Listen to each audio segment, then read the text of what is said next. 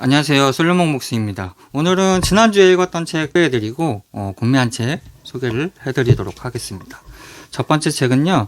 열린 책들에서 나온 이반 일리치의 죽음, 광인의 숙이라는 레프 톨스토이의 작품입니다. 굉장히 짧은 작품이고요.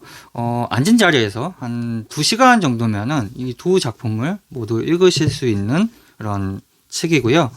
근래에 제가 봤던 고전 문학 중에서 단연히 손꼽을 수 있고 여지까지 제가 읽었던 책들 중에서도 탑으로 꼽을 수 있는 책입니다. 굉장히 마음에 들었던 책이고요.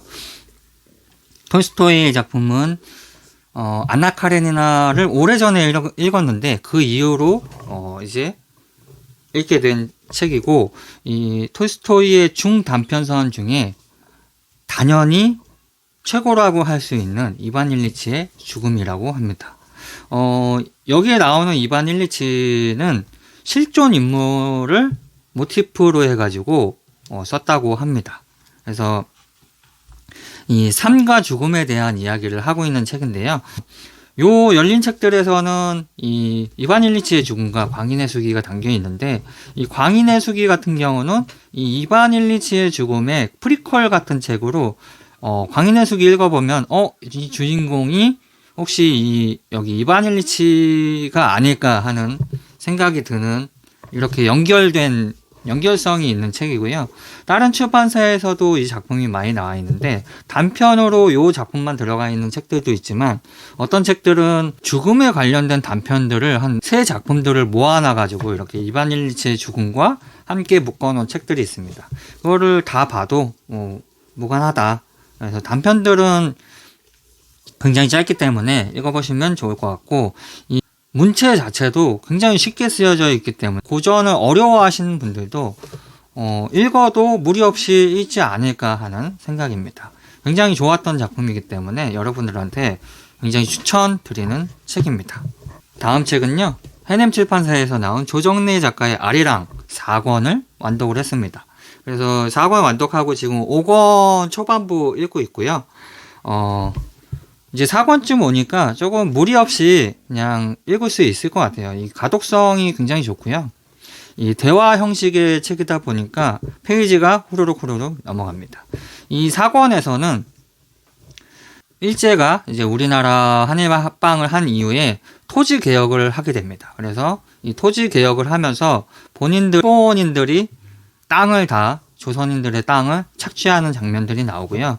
그리고 일본에서 정책적으로 일본인들을 우리나라로 해마다 2명 이상씩 이주를 시켜서 이 우리나라를 황국화 만드는 그런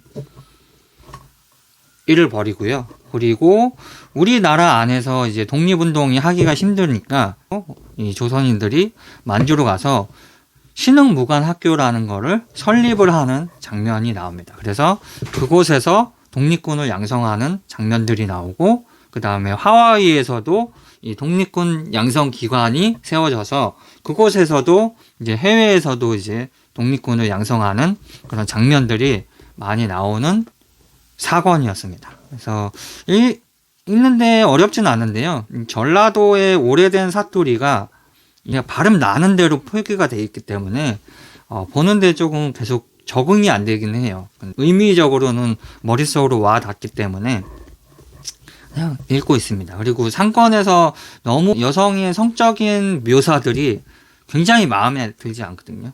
그래서 이 4권 읽을 때는 조금 이제 그런 장면들이 없었으면 좋겠다 했는데, 역시나 몇 장면이 있어가지고 그런 거는 조금 실망이었던 그런 책이었습니다. 이제 구매한 책 소개를 해드리도록 하겠습니다. 첫 번째 책은 마음산책에서 나온 신영철 평론가님의 정확한 사랑의 실험이라는 책이고요. 이 책은 신영철 평론가님이 영화에 대한 평론을 여러 곳에서 썼던 거를 이렇게 묶어가지고 한 권의 책으로 나온 책입니다. 처음 책머리라는 부분을 읽었는데 이 부분부터 벌써 좋더라고요. 몇 줄 읽어봐 드릴게요. 나는 해석자다. 해석자가 아니라면 아무것도 아니다. 해석은 기술이기 때문에 비평은 직업이 될 수 있다. 해석이란 무엇인가? 해석학이라는 명칭 안에 전령사 헤르메스의 이름이 섞여 있는 것은 해석이라는 행위의 본질이 전달일지 모른다는 점을 암시한다. 그러나 해석자는 이미 완성되어 있는 것을 전달하는 것이 아니라 작품이 잉태하고 있는 것을 끌어내면서 전달한다. 그러므로 해석은 일종의 창조다.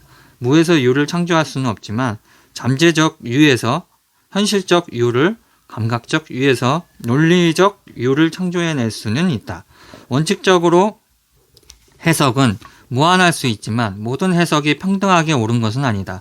정답과 오답이 있는 것은 아니라 할지라도 더 좋은 해석과 덜 좋은 해석은 있다. 이를 가르는 기준은 다양할 텐데 나에게 그것은 생산된 인식의 깊이다. 해석으로 생산된 인식이 심오할 때 그 해석은 거꾸로 대상의 작품을 심오한 것이 되게 한다.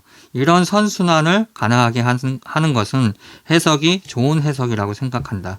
그런 의미에서 해석은 작품을 다시 쓰는 일이다. 작품을 까는 것이 아니라 낳는 일이다. 해석은 인식의 삼파술이다. 라는 책머리의 일부분을 읽어드렸습니다. 굉장히 글을 잘 쓰시는 것 같습니다. 다음 책은요. 다사한 책방에서 나온 박경리 작가의 유고 산문집인 일본 상고라는 책입니다. 요거는 제가 잘 알지는 못하는데 이 표지 자체가 굉장히 강렬해가지고 구매를 했고요. 유고 산문집이라는 거에 또 끌려가지고 주문을 했습니다. 제목이 일본 상고이다 보니까 이 일본에 대한 이야기를 쓴 게 아닐까 싶습니다. 이 차례를 보면은 1부에 일본 상고, 2부에 나는 반일 작가입니다. 3부에는 일본 역사학자와의 지상 논쟁이라고 되어 있습니다. 그래서 일본에 관련된 이야기를 박경리 작가가 하신 것들을 묶어놓은 책 같습니다. 다음 책은요. 민음사 손사일문고에서 나온 어니스트 해밍웨이의 노인과 바다라는 책입니다. 요즘에 손사일문고라는 책이 민음사에서 나오고 있는데 이 단편 작품들을 이렇게 얇게 가지고 다니기 쉽게 이렇게 정말 주머니에 넣는 건 조금 오바인 것 같은데 그 정도로 휴대성이 좋게 만든 책이 이제 손사일문고인데요. 그 손사일문고에서 요번에 해밍웨이의 노인과 바다라는 책이 나왔습니다. 이 표지가 너무 이쁜 것 같아요.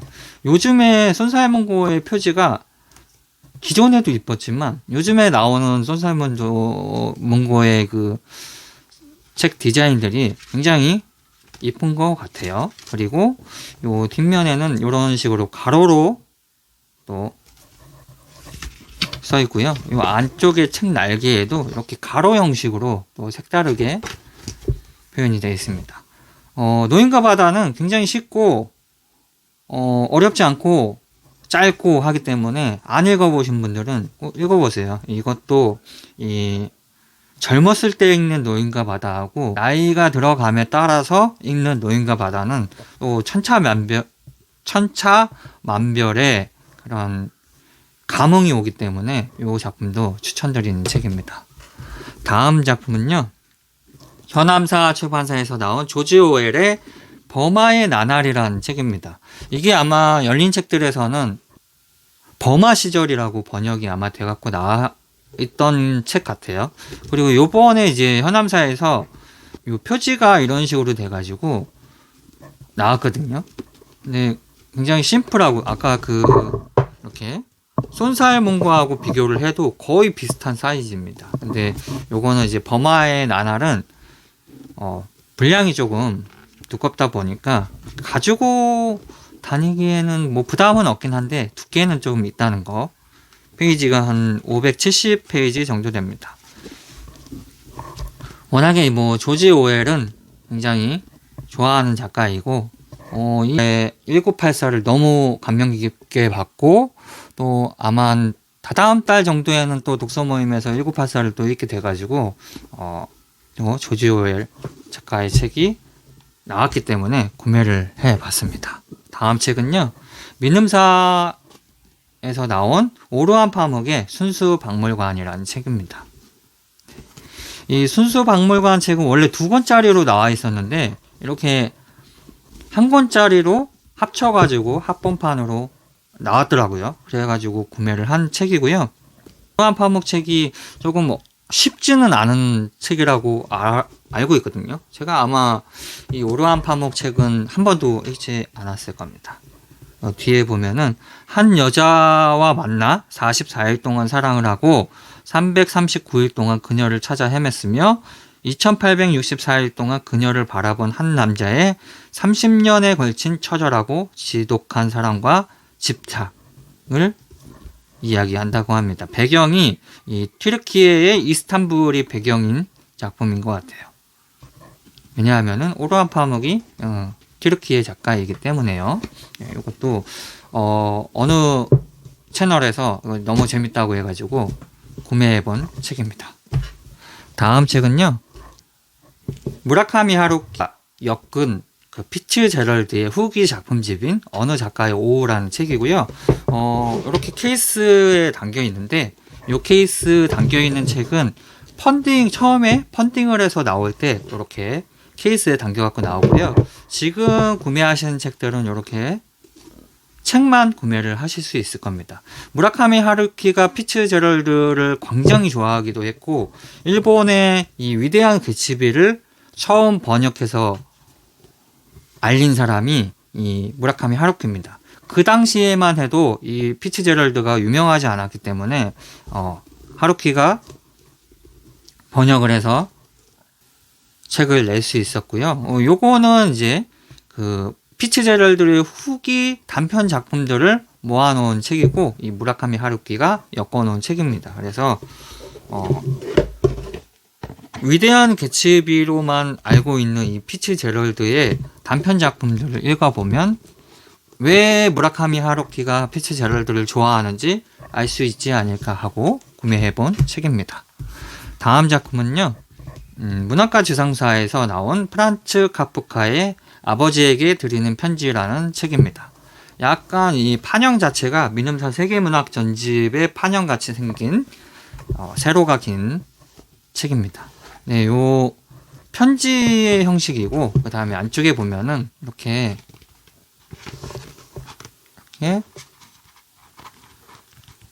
사진들이 많이 들어가 있는 책입니다. 카프카의 책들이 되게 미완성인 작품들도 많고, 그리고 뭐 산문 형식의 작품들도 많고 한데, 이렇게 편지의 형식, 그리고 아버지에게 썼던 편지는 어떤 내용이 있을까 하고 궁금해서 구매한 책이고요. 뒤에 보면은 아버지를 상대로 제기한 전대미문의 소송. 카프카 자신의 삶에 있어서 아버지는 바로 현실의 문을 지키고 서 있는 거인 같은 존재였다. 그에게 아버지는 늘 모든 사물의 척도였으며 가부장적 세계 질서의 대변자로 여겨졌다.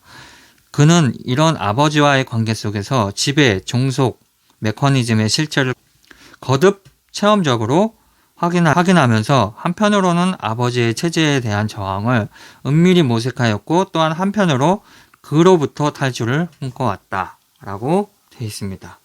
아버지하고 관계가 얼마나 안 좋았는지 궁금해서 구매해본 책이고요. 다음 책은 3권의 책을 한꺼번에 소개를 해드리도록 하겠습니다.